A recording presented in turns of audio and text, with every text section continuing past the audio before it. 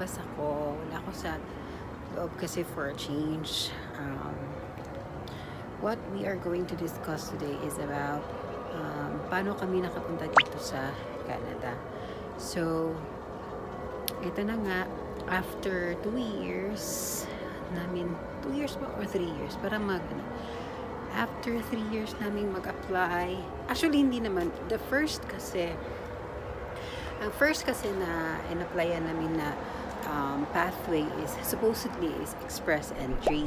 Kasi ang dami pa kasing pathway na pwede mong i-apply para makapunta dito. Medyo giniginaw na ako kasi it's +3 ngayon. Pag andito kasi sa Canada, hindi negative or positive, hindi minus at saka plus. So, +3 ngayon. So, hindi gaanong malamig. Mostly cloudy siya. So, ayun. Nakapunta kami dito. Basically, yung sabi ko, we are supposed to be under the express entry pathway. That was, I guess, 2017. But then, ang nangyari kasi, di ba, ito na, may IELTS, di ba, na dapat mo mag-take. Supposedly, since ang hobby ko yung lakad-lakad na tayo guys kasi para hindi tayo masyadong ginawin. So, supposedly, kung pagbabasihan po yung ability namin for English, mas talaga ako for English, hindi naman sa pagmamayabang. So, sa amin lang dalawa ha. So, dapat sana ako yung principal. But since lesser lang yung what do you call that? Lesser lang yung experiences ko compared to my husband. At na loans officer kasi siya. So, pag ganyan na na position, it can be under NOC, under category A or B if I'm not mistaken. Nasa A or B lang siya. So, ako kasi kung i-categorize mo ako, nasa under C lang ako. So, hindi siya qualify for permanent residency. So, ayun. Yun nga, nag-take kami ng IELTS January 5, 2019. Mga ganun. Pero, yun na nga, ako, pasada ko. I do have 7.5 CLB or 8 ba yun? Nakalimutan ko na. Pero yung husband ko is mababa lang yung score niya. Pasado naman, pero actually wala namang pasado or hindi. May lang talaga na score na dapat mong i-achieve para mo yun sa permanent residency. So, below the score siya na hinihingi ng agency namin. Actually po, ang dami talagang nag-TDIY, ang dami din ang kumukuha ng agency. But then, sa amin, in our case, kumuha kami ng agency because actually, hindi pa namin alam yung mga pasikot-sikot, hindi na namin alam yung mga documents that will be needed. Kaya, kumuha kami ng agency, which is Pinoy Care. Nasa Cagayan de Oro lang din. So, after that, it's very cold. So, nangyari is, yun nga, yun yung guys. I don't know if nakikita nyo. Yung nangyari nga, hindi siya nakapasa sa points or sa score na gusto ng Pinoy Care sa amin. So, ayun, nag-decide kami. Nag-take pa siya ng isa pa, nag-retake siya. Pero yun nga, hindi pa rin siya pasado doon sa score na hinihingi ng aming agency. So, nag-ask kami na guidance ni Lord na before siya nag-date, sabi namin kay Lord na, Lord, if hindi pa talaga siya uh, qualified, hindi siya makapasa for the score that Pinoy Care needs, then magsi-switch na talaga kami for student visa. Kasi yung Pinoy Care din, sinasabihan kami na wait lang guys, patayin ko ng tong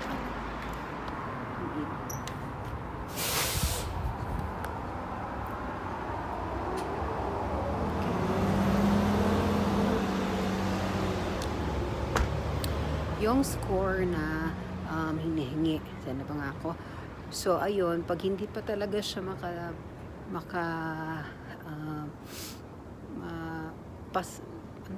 Tagalog ng pasar. Basta hindi siya ng score na yon, magsiswitch kami na student visa. So, ayun na nga, nag-switch kami kasi hindi siya nakapasa. So, yun na. Nag-switch kami under student visa. And then, initially,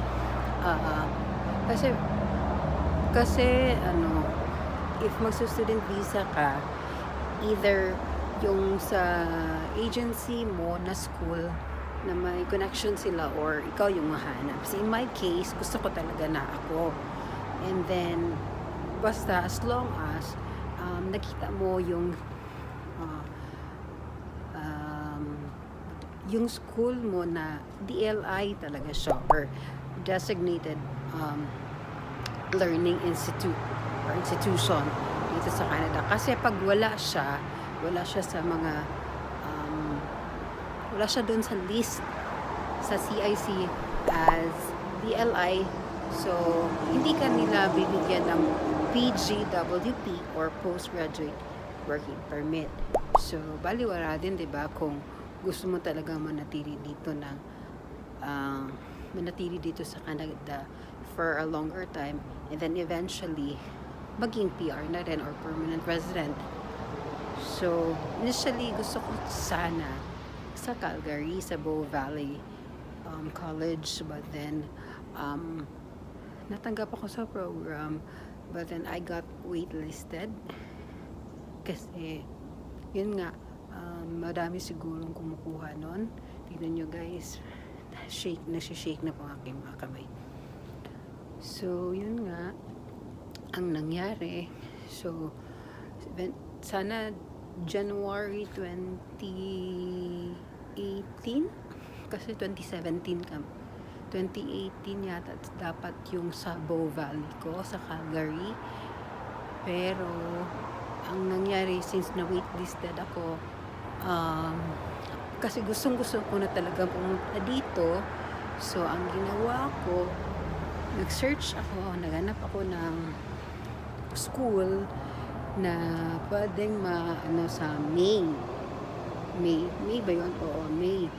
Yun nga, nung nahanap ko is yung nasa dito sa Edmonton, which is yung NAIT, Northern Alberta Institute of Technology. So yun nga, okay naman na nabigyan naman ako ng letter of acceptance from them. So nga, pero yung nangyari, instead of May kami pupunta dito, di ba nagka-COVID, so na-defer na naman namin to another intake, yung aming school. Supposedly kasi May, so nagka-COVID, so pina-defer ko to September, na-defer na naman ngayon, December. So, January. So, yun nga yung nangyari. You need, pag may letter of acceptance ka na, of course, magbabayad ka din doon sa initial deposit mo, which is 1,000 na binigay ko sa NAIT. Yun yung initial deposit mo na parang i-reserve mo yung spot mo ba. So, that is 1,000. And you would also need to pay yung tuition fee nila na may deadline, which is for me it's December 9. So ayun nga, okay naman siya, and 'di ba ang dami naming pinagdaanan. So kasi ang COVID, kasi nagka-COVID noon, di ba? And then nagka-virus, and then buti na lang talaga kami na nakapag medical na kami, kasi yung iba kasi yun yung kulang nila, walang medical, tsaka nagka-COVID pa. So ang dami talaga mga sacrifices na dapat ninyong i-acknowledge at dapat ninyong ipag-prepare sa mga sarili ninyo, kasi kung gugustuhin nyo talaga pumunta dito, hindi siya parang bigay ng talaga ng Diyos sa inyo right away. You also have to parang exert an effort talaga, like say for example yung mga class records ko from high school, and transferi ako from another town, so pumunta pa talaga ako doon, nag-leave pa ako, and then pagpunta pa doon wala pa din yung principal, yung mga ganun na mga problems and sacrifices. Pero if gusto mo talaga kahit anong mangyari, pagtsatsagaan mo talaga siya. So yun, ano pa ba, yung medical namin, pumunta pa kami sa Davao, from Cagayan de Oro to Davao, tsaka natulog pa kami doon sa isang motel kasi wala nang mapatulugan at we arrive mga 12 ata noon. So tapos ang dami namin sacrifices talaga. Hindi kami nag-honeymoon, supposedly diba, we got married October 26, 2019, pero walang honeymoon na nangyari kasi gusto talaga namin na yung money namin is magamit namin dito sa Canada. So ayun nga, if you want to have a student visa, first is ano nyo muna yung sarili ninyo, kung magdi-DIY ba kayo or kukuha kayo ng agency na tutulong sa inyo. Sa Pinoy Care, we paid them around 89,500 ata yun. Pero sa amin na yun, 2, at saka hanggang sa magka-PR kami, they will actually help us do that, for all the paperwork, lahat. And ang nagustuhan ko din sa Pinoy Care is that ang husay-husay nila sa mga paperworks, and alam nila yung trabaho nila. So yun lang. Pero kung mag-DIY kayo and you have friends na dito na sa Canada, or they have experiences na how to do it, then go. Kasi ang mahal din, di ba? Mahal din magbayad ng agency. So yun nga, first is alamin mo muna kung mag-DIY ka or kukuha ka ng agency. Then afterwards, kunin mo yung mga documents mo from high school to college, yung mga TOR mo, transcript of records, form 137, at saka diplomas from high school and college. And then dapat sa TOR at saka yung sa form 137 may nakalagay na for visa application. Yeah, for visa application or mga ganon. And ano pa ba? Gather also sa NAIT kasi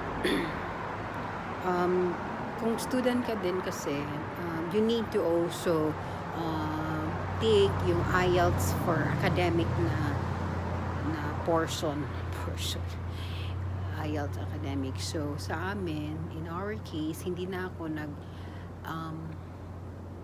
take ng IELTS because NAIT kasi parang anong tawag doon, hindi na nila kinukuha yung IELTS exam for as long as the medium of instruction sa college mo is English. I don't know kung ngayon humihingi na si NAIT ng IELTS proficiency, pero At in my time, wala, hindi ako nag-IELTS. So, yun nga, kung gusto nyo din i-ready nyo po yung self ninyo na mag-IELTS exam kayo, academic for students. And then, that cost me mga 10,000, I mean, yung, kasi nag-take kami doon sa, diba, general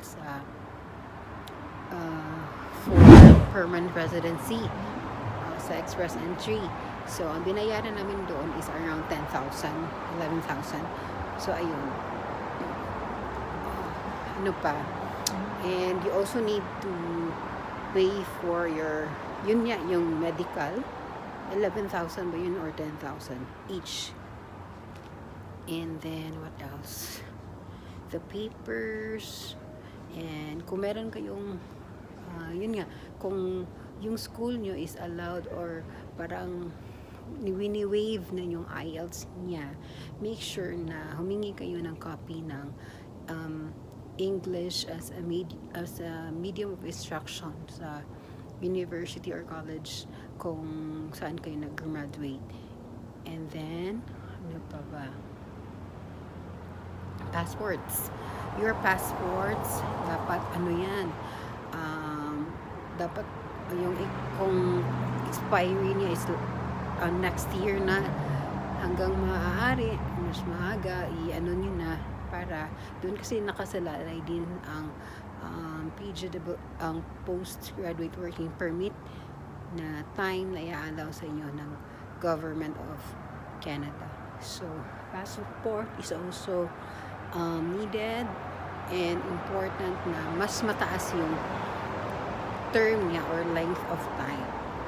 Ano pa ba? Hindi ko makaisip, guys, kasi ang ginaw kasi.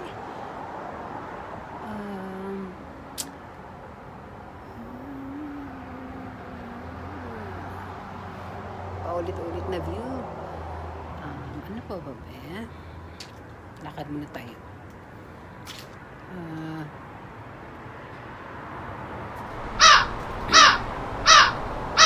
Ayun pala, bank certificates. Bank certificates and your statement of accounts from your banks. So, Canada needs 6-month na statement niyo sa bank ninyo. And I suggest, kung meron na talaga kayong income or mga savings, might as well put that in your bank for 6 months. Dapat may in and out siya, may financial movements talaga siya para makita ni bank, or ni Canada, ng CIC o ng immigration officer na you have really na capacity to pay and to live here to pay your tuitions and to live here in Canada. And then you also need a bank certification from, of course, the banks na meron kang this amount sa bank account mo. And I guess kung student ka, ako regular, may dalawa kasing klaseng pag-apply, regular stream or yung STS na sinasabi. Kung STS, dapat may GIC ka or para siyang investment na pwede mo siyang kunin sa Scotiabank here in Canada. And then, okay din yun kasi when you say you have a GIC, investment yun. So, monthly, meron ka din matatanggap. Pero, ako, kinuha kong stream is ang regular stream. So, ayun, hindi ako nag-GIC. And ang pinakita ko lang talaga sa immigration officer is that I do have 10,000. Kasi kung dapat 10,000 yung pera mo plus another 4,000 sa sa dependent mo, at saka dapat nakapay ka na ng 1 year. Hindi nakapay, pero basta as long as meron kang money that would suffice or sufficient enough for 1 year, if I'm not mistaken, 1 year of your tuition. So, ayun. Kailangan din yun, pera.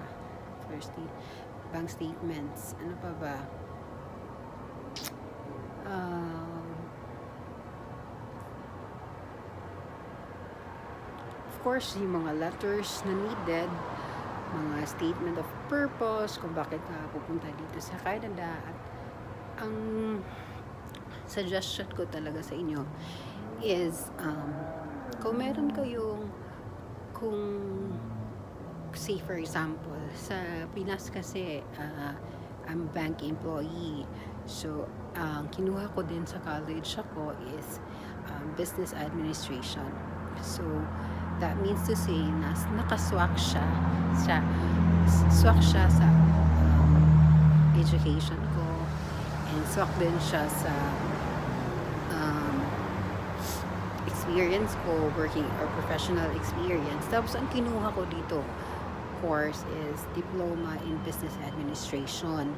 So, titignan din yan ng immigration officer kung sa letter mo, kung bakit ano yung purpose mo sa pagpunta dito. Tapos kung nakita nila na hindi mo siya mai-explain sa kanila kung bakit yun yung kunuha mong course, say for example, IT ka sa Pinas, tapos yung work experience mo is iba, naging teacher, example lang ito ha, tapos yung kukunin mo musician dito sa Canada. So parang hindi siya lahat yung tatlong experiences, courses, and yung education mo, hindi siya swak, hindi siya naka-align. So magtataka sila. So might as well, suggestion ko, if you do have, or if you want to apply for a student visa, yung dapat kukunin mong course is in line talaga sa education mo and sa work experience mo. Kung hindi naman talaga, you need talaga na i-explain sa kanila kung bakit. Tapos nasa sayo na yan kung paano mo sila papaniwalaan na yun talaga yung gusto mong kunin dito sa Canada course. And then sa student visa din kasi, before I forget, kung 1 year yung kinuha mong course, bibigyan ka lang nila ng 1 year din ata na, if I'm not mistaken ha, postgraduate working permit. Kasi na pagkatapos mo mag-graduate doon sa course mo, sa program mo, you are allowed for a 1 year work. You're allowed to work here for 1 year sa Canada. And then, yun nga, diba, 1 year lang, tapos hindi mo pa alam kung makakakuha ka within that year ng work na para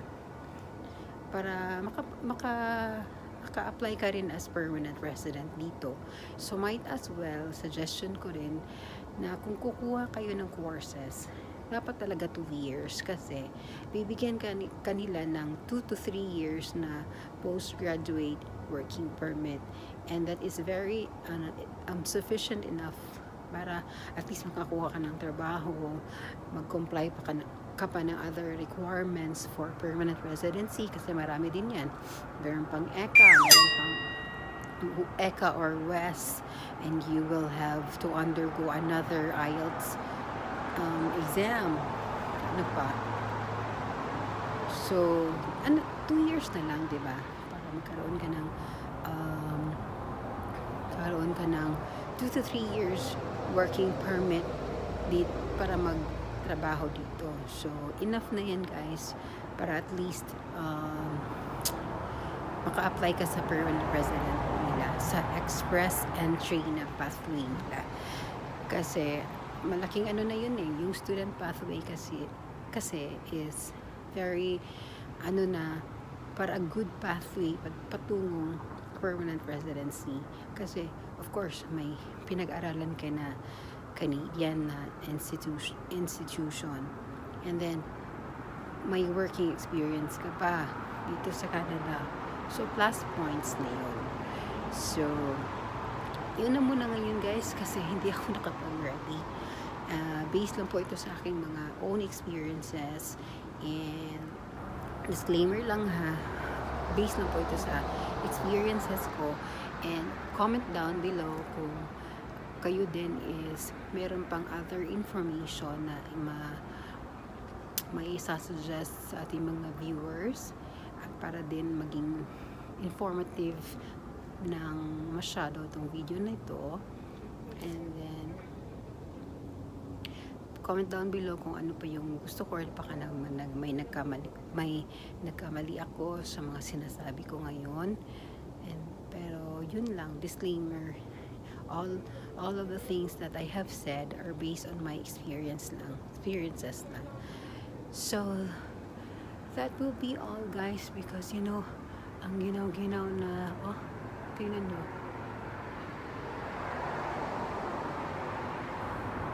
ang ginaw-ginaw na, guys.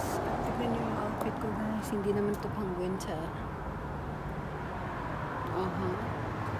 So that will be all. Thank you so much, guys, for watching, and like this video and subscribe if you haven't yet, and pa-share naman din sa iba para at least may dami nating viewers. Thank you so much, guys. I hope you like this one, and I hope marami kayong natutunan. Just comment down below kung ano pa yung gusto ninyong sabihin ko para makapag-prepare naman ako, kasi ito yung video na hinihingi talaga sa akin ng mga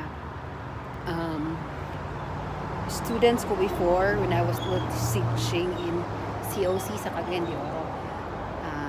Ito yung gusto nilang video for me, nagawin ko. So I hope na marami din ako na i-share. May bird, guys, walk. And I'll try my best talaga na be as informative as I can. So thank you so much, guys, for watching. Bye! I-insert ko lang din kasi hindi ko nasabi kanina. Ang kagandahan din kasi ng student visa, lalo na kung may asawa ka na or mga anak ka nila, may anak ka na, pwede mong kunin yung asawa mo, dalhin mo yung asawa mo at saka yung mga anak mo. Kung pupunta ka na ng Canada, pwede yun. They are your dependents. Kasi pag student ka, yung husband mo or vice versa, kung sino sa inyo, bibigyan siya ng open working permit, which is kung ilang years na binigay sa iyo for the student permit, yun din yung makukuha niyang length of years na magtatrabaho siya dito sa Canada. So okay na rin yun, labi na sa mga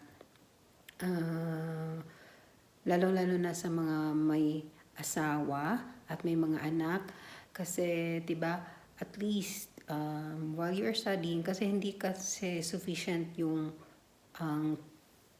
kung yung salary mo lang as a student dito, as a part-time worker dito, yung ibabayad mo sa tuition, hindi siya enough kasi mahal ang tuition. At magkano lang naman yung part-time mo, and you are only allowed 20 hours a week to work. So, hindi siya talaga sufficient. Pero kung may asawa ka, so makakatulong talaga kasi open work permit siya kahit anong trabaho niya, except lang dun sa mga strips, mga clubs and all, hindi siya pwede doon. Pero kung may asawa ka, kahit anong trabaho niya dito, at least maka-help siya sa mga financial needs ninyo. Tapos, kung may anak pa kayo, libre silang